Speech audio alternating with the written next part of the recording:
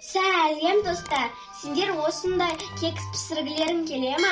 Пісіргілерің келсе, осы видеоны аяғына дейін қараңдар. Ол үшін бізге 4 жұмыртқа, разрехитель, 1 кесе шекер, 1 кесе майонез және 1 кесе ұн керек болады. Бірінші біз 4 жұмыртқаны жарып аламыз.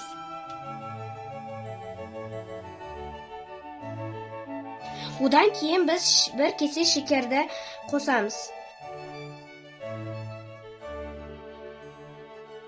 Одан кейін 1 кесе майонез саламыз.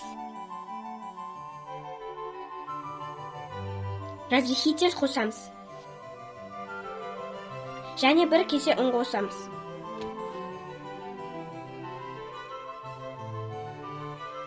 Кекстің формасына жарты қылып құямыз. 180 градуста 10 минутқа қоямыз. Кексіміз дайын. Міне кексіміз пісті. Егер бұл рецепт ұнаса, достарыңмен бөлісіңдер. Достар, менің видеом ұнаса лайк басып кетіңдер. Ал тағы қызықты видеолар көргілерің келсе каналға жазылыңдар.